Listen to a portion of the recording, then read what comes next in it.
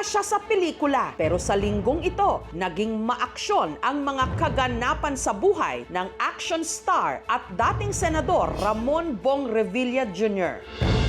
Nitong Lunes kasi inisyuhan na ng Sandigan Bayan 3rd Division ng warrant of arrest si Revilla at 6 na iba pa para sa kasong graft at malversation of public funds bunsod ng isang maanumalyang flood control project sa bayan ng Pandi, Bulacan. The informations allege that the respondents conspired to facilitate the release of approximately 76 million pesos for the supposed construction of a flood control project in Purok 5, Barangay Bunsuran, Pandi, Bulacan. Ayon sa Ombudsman, pineke ng mga sangkot ang accomplishment report ng proyekto at nag-issue pa sila ng pekeng billing document. Kumusta? Pasok. Okay. Nitong Lunes, sumuko si Revilla sa mga otoridad. Nakatanggap po kami ng impormasyon na lumabas na yung aming warrant of arrest. Nakakalungkot po, parang wala yatang due process. Pero ganoon pa man, haharapin ko to ng walang takot. Hindi para sa akin sabihin na walang due process kasi dumaga naman po sa preliminary investigation. Naniniwala kami na merong kaso, sinampas sa Sandigan Bayan, sinampa ng Office of the Ombudsman, at kinatigan tayo kaya nag-issue ng warrant of arrest. Nagbayad si Revilla ng 90,000 pesos na piyansa para sa kasong graft. Pero ang kaso niyang malversation of public funds, non-bailable. The respondents will have to be detained pending trial. Ang kasong ito ni Revilla, ang pangatlong kasong may kinalaman sa flood control scandal na umabot sa korte. Nauna na rito ang mga kasong isinampa laban sa kontraktor na si Sara Diskaya at ilang opisyal ng DPWH at si dating Congressman Zaldico. At present, several cases are still ongoing preliminary investigation, while many more remain under active and continuing fact-finding. Matatanda ang unang nadawit ang pangalan ni Revilla sa anomalya sa isang pagdinig Setyembre ng nakaraang taon. Ayon kay dating DPWH District Engineer Henry Alcantara, may nangyaring katiwalian daw sa isa sa mga proyekto ni Revilla. Sinabihan ako ni Yusek Bernardo, Henry, kay Sedbong yan, baka gusto mo tumulong sa kanya. Sinabi ko kay Yusek Bernardo, sige po boss, kaya po imbis na 25, naging 30 ang naging proponent. Doon po sa 3 project na nakalagay po dito. Ang total po ay 300 million po. Yun po ay ayon kay Yusek Bernardo. Never ko pong nakakausap si Senator Bong Revilla. Sa affidavit naman ni DPWH Undersecretary Roberto Bernardo, nakatanggap di umano si Revilla ng kickback mula sa mga flood control project. Taong 2024 daw nang nagtagpo sila ni Revilla para ibigay sa dating senador ang listahan ng mga proyekto na galing kay Alcantara. 25% daw ang commitment para kay Revilla. Engineer Alcantara collected the 25% commitment or about 125 million, which was turned over to me and then delivered to Senator Revilla in his house in Cavite. Pero ang mga paratang ni na Bernardo at Alcantara, tahasan noong itinanggi ni Revilla. Maliban sa kanyang counter affidavit ay nagsumite si Mr. Revilla ng mga ebidensya na magpapatunay na lahat ng nilalaman ng mga aligasyon, akusasyon at reklamo laban sa kanya ay pawang kasinungalingan at kasinungalingan lamang.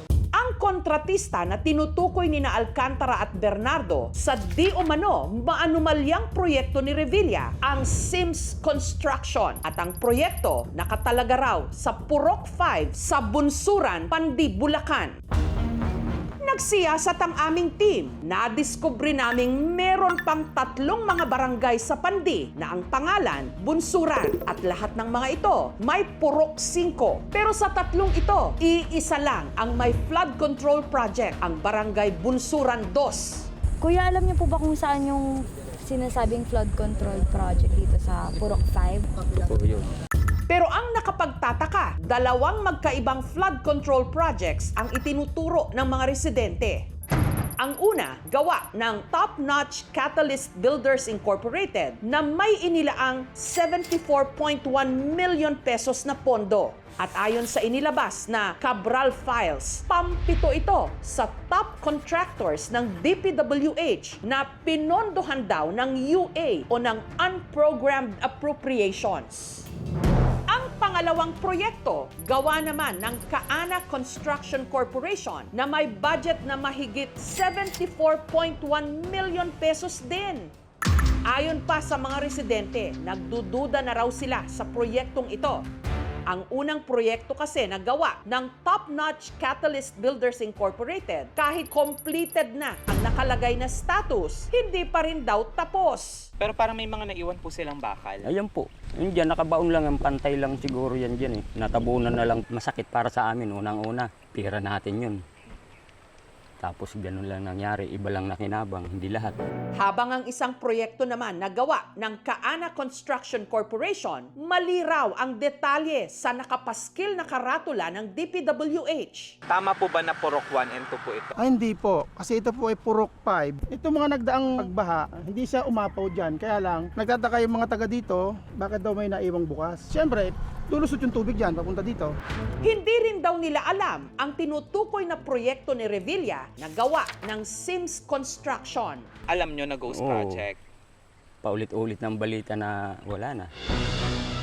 Ang pinanghihinayangan lang ng mga residente kung totoo man daw na may flood control project sa kanilang lugar na pinaglaanan ng halos 100 million pesos, malaking tulong sana ito laban sa problema nila sa baha. Gaya ng bahay ni Sharon. Grabe bahay ko, nasa loob ng bahay ko yung baha. Ang hirap din kasi ganito na nga, life materials tapos bahain pa. Kung meron mang kasalanan, managot, dapat makulong yung mga kurakot na yan eh. Nakakainis, nakakaiyak, nakakagalit.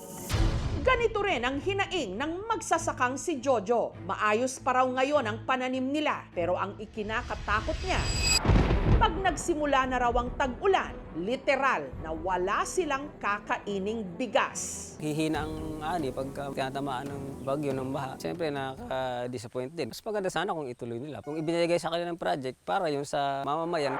Para mabigyang linaw ang dalawang proyekto sa Barangay Bunsuran 2, Assuming na tama yung hawak nating drawing, it's exactly the same doon sa isang proyekto.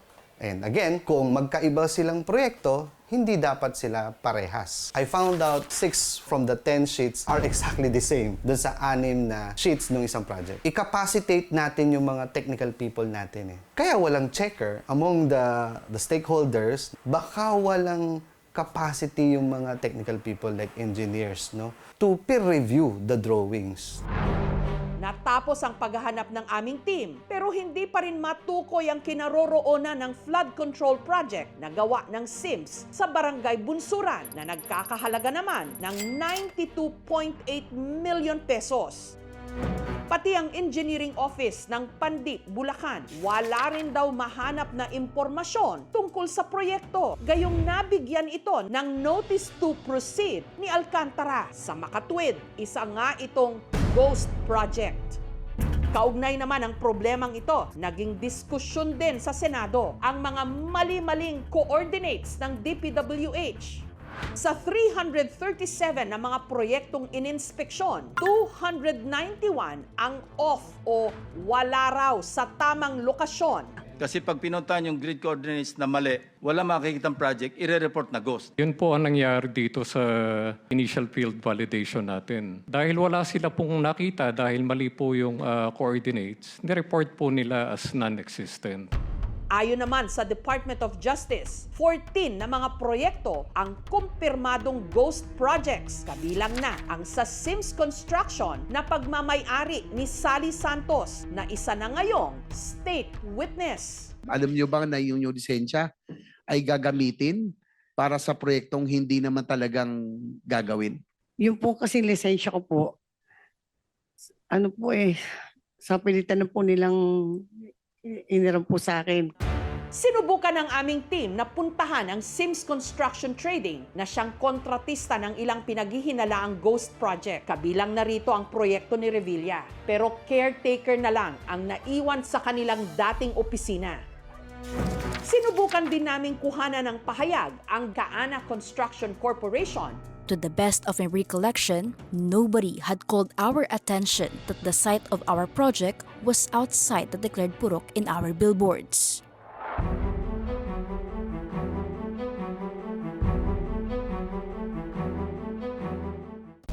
Bago pa man nasangkot si Revilla sa mga anomalya sa flood control, una na siyang nadawit sa 10 billion peso pork barrel scam taong 2013.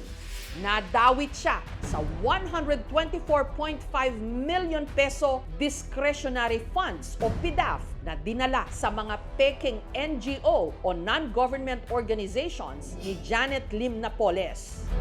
Kinasuhan si Revilla ng plunder case at 16 counts ng graft. I have nothing to do with this scam. Those whistleblowers, nor Janet Lim Napoles. I have no dealings and transactions with them. Sa halip na kasuhan, dahil sa pag-aming pineke nila ang mga pirma, mas pinili nilang gawin itong testigo para lamang wasakin ang inyong lingkod. Matapos ang ilang taong paglilitis, napawalang sala siya sa kasong plunder taong 2018 at nakalaya matapos ang humigit kumulang 4.5 taon na pagkakakulong. Absuelto rin si Revilla sa kasong graft taong 2021. I know that I'm not guilty. Ano ko pa sinasabi to? Nitong Biyernes, ang nakatakda sanang arraignment ni Revilla at ng 6 pang mga kapwa niya akusado, ipinagpaliban muna ng Sandigan Bayan dahil sa mga nakabinbing mosyon. Kabilang na ang motion to quash o hiling na mapawalang bisa ang case information o mismong charge sheet ng kaso. Gayunman, tumutol ang prosecution sa pagpaliban ng arraignment. Ayon sa mga abogado, delaying tactic di umano ng depensa ang mosyong ito. It's important because the objective is to quash the warrant and to dismiss the case. Based on the allegation, I will not mention about the merits, but it's based on denial of due process.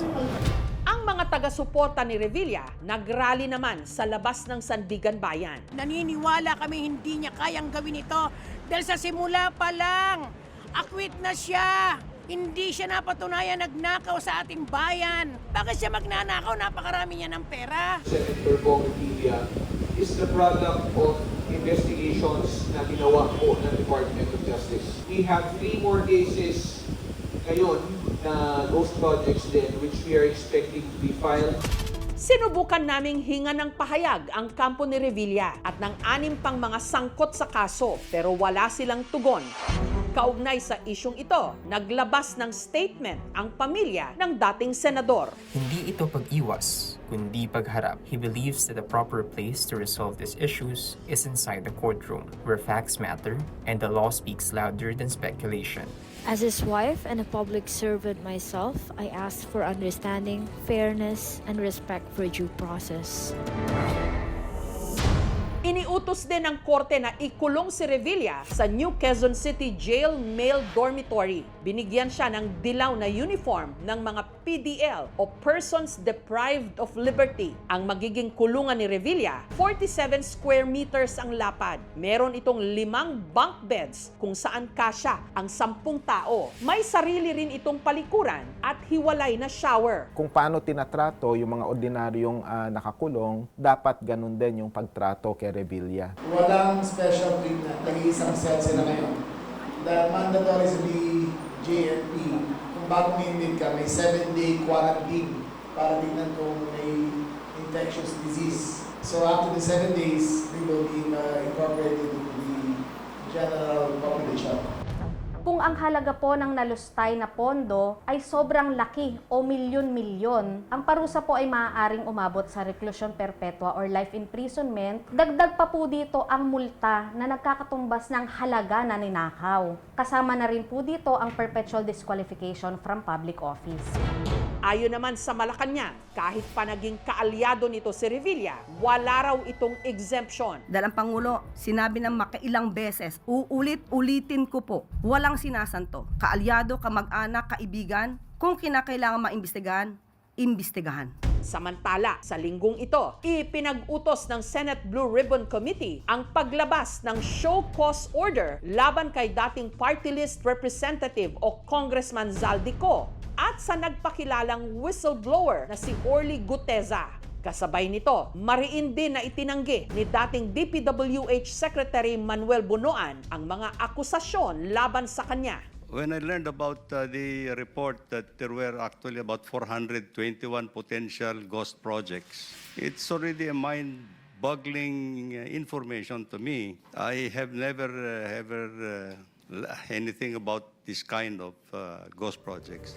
Upang mapalalim daw ang pagsisiyasat, naglabas si Senator Ping Lacson ng subpoena duces tecum kay DPWH Secretary Vince Dizon. Layunin nito na makuha ang mga critical na dokumento, kabilang ang mga naiwang file ng yumaong Undersecretary Maria Catalina Cathy Cabral na pinaniniwala ang magbibigay linaw sa isyong kinasasangkutan ng DPWH. Lumutang din sa hearing ang mga ulat tungkol sa posibleng ugnayan ni dating House Speaker Martin Romualdez sa ilang government contractors na pinag-usapan din nitong Martes sa inilabas na minority report ni na Senator Rodante Marcoleta at Amy Marcos. Makikita ang infographics ng di umano kaugnayan ni Romualdez sa mag-asawang Vizcaya, kay Zaldico at kay Orly Guteza, pati na kay Henry Alcantara, Roberto Bernardo at Bryce Hernandez. 2 buwan nang nakaraan, ICI at DOJ, sabi kasuhan na si Martin at si Saldi. Ang Saldi ko kinasuhan, pero si Speaker Martin Romualdez wala pa rin. Ang kinasuhan sa rekomendasyon ng ICI at DOJ ay si dating Senador Bong Revilla na naserban na ng warrant of arrest, si Senator Joel, si Senator Jinggoy. Si Romualdez din, di umano, ang nakabili ng bahay sa Forbes Park na nagkakahalaga ng 1 billion pesos. Lumutang din ang pangalan ni Jose Raulito Paras na di umano fraternity brother ni Romualdez, pati na ang kumpanyang Golden Pheasant Holdings Corporation. Iimbitahan din daw si Romualdez na dumalo sa hearing, pero hindi raw siya pwedeng puwersahin dahil merong tinatawag na interparliamentary courtesy sa pagitan ng Kongreso at ng Senado. We will invite him through Speaker Boji D, but we'll give him the opportunity to respond.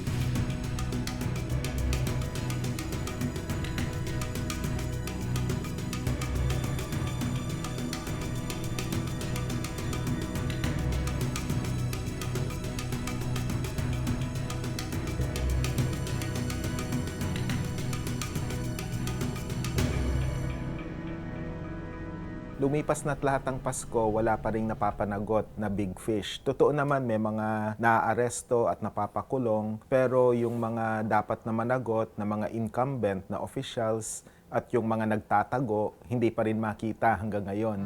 Kasama naman sa decisive sa pag-aaproba ng budget yung mismong House Speaker. Hindi pwedeng maghugas kamay yung si Romualdez para idiin lang si Zaldico. Ang panawagan naman ng mamamayan, simple lang Lahat ng sangkot dapat managot. Hindi ito yung panahon para manahimik at siguraduhing lahat ng mga nasa kapangyarihan ay alam ang galit ng mamamayan. Kailangan natin isipin, sino pa ba ang mga politiko na dawit dito? Sino pa ba ang nasa ugat talaga nitong mga to? Si Bong Revilla lang ba at yung mga iba pang nakulong? Dapat hindi pa rin maging kontento at maging kampante ang mga Pilipino kung gusto talaga nating masugpo na ang korupsyon sa ating bansa.